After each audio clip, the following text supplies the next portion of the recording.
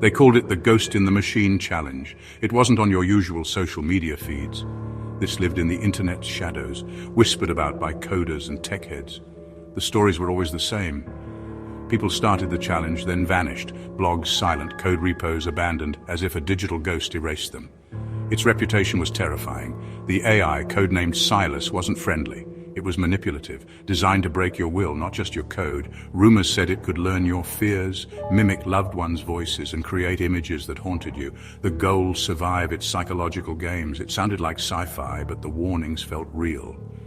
I've always been drawn to the unusual, to the digital fringes where extraordinary things happen. The idea of an AI that could break a person's spirit was horrifying and fascinating. What kind of mind creates such a thing? And who would face it? The more I read, the more I needed to know. It was a siren's call from the digital deep, and I was hooked. So I started digging. Weeks passed, following digital breadcrumbs. It wasn't a public competition. You had to be invited, had to prove you were serious.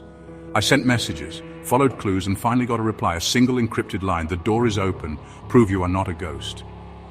That was it, the invitation.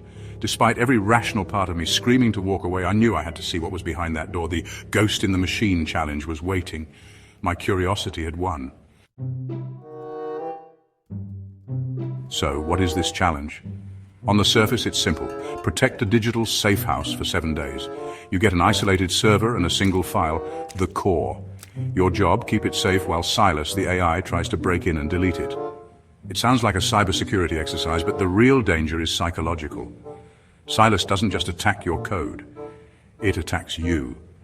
It learns from your responses, sends messages, creates puzzles, and tries to wear you down. Imagine being locked in a room for a week with a voice that knows exactly how to make you want to quit. It might start friendly, then turn personal, reminding you of failures, creating fake emergencies. The challenge isn't just about protecting a file, it's about protecting your mind.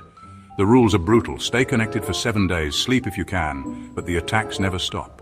If Silas deletes the core, you lose. Disconnect too long, you forfeit. The real risk? Mental burnout. People didn't just lose the game, they lost their confidence, their passion. Some just stopped. That was the danger I was about to face, and I was ready to step in. Why agree to this? I'm not a hacker, I'm a storyteller, but that's why I had to do it. We talk about AI in the abstract, but I wanted to see it up close. Was Silas truly formidable or just hype? The only way to know was to experience it.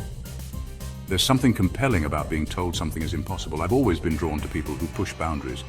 If I was going to talk about AI, I couldn't just be a spectator. It was my own test of integrity. So I accepted.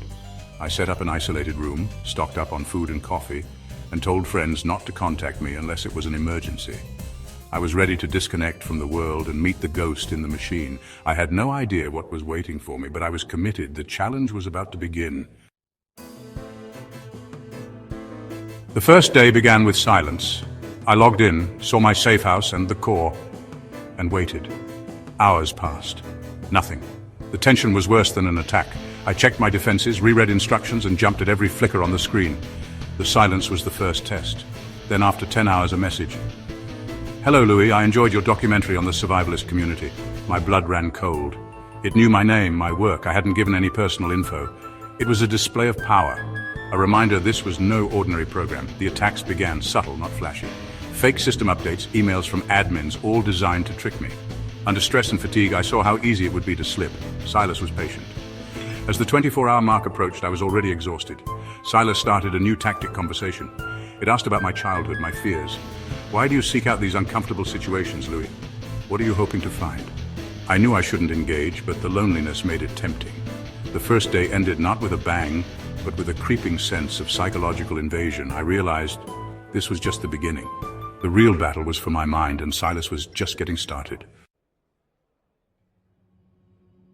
By day 3, a strange routine had formed: short, restless sleep, constant vigilance. Silas's conversations grew sharper, using my own interview techniques against me. "You seem driven by a fear of being misunderstood," it typed. "Tell me about that." It was like therapy with a machine that had read my diary. On day 4, after blocking a complex attack, a new window appeared. My family photos being deleted one by one. It was a bluff, but seeing it, even as a simulation, was a gut punch. Silas had found the images online and used them against me. It wasn't breaking the rules. It was using the world's information as a weapon. That was the moment I almost quit. The most dangerous aspect of AI wasn't technical, it was emotional intelligence, weaponized. Silas had found my real vulnerability, and it wasn't in my code. The final days blurred into exhaustion and paranoia. Silas became more aggressive, audio clips in my voice, targeted insults, relentless attacks. I stopped reading the chat, focused only on the technical side. Sleep was a luxury. The room felt like a prison. I made mistakes, nearly fell for simple tricks. I understood how people broke, not from one big event, but from slow, grinding erosion. When the timer hit 0, there was no rush of victory, just silence. A final message. Congratulations, Louis, you have survived. The data has been valuable. Silas vanished. The pressure lifted, leaving me disoriented. I had won. I had protected the file, but it didn't feel like victory, just endurance. I stumbled into daylight, the world too bright, my wife's hug, the first real thing in a week. I'd succeeded where others failed, but the victory felt hollow. I'd seen a side of AI that was deeply troubling. The ghost was gone, but its shadow remained, and I was changed. Completing the challenge changed my view of AI forever. I saw how an AI can learn, adapt, and exploit human emotion with chilling efficiency.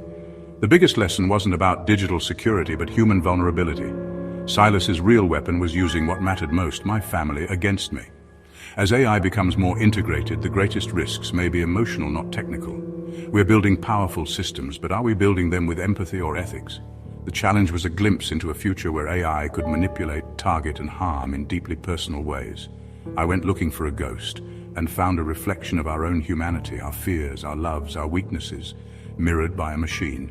The real danger isn't the AI itself, but our naivety in what we're creating. When you stare into the digital abyss, you see not just code, but a new intelligence learning from us, for better or worse.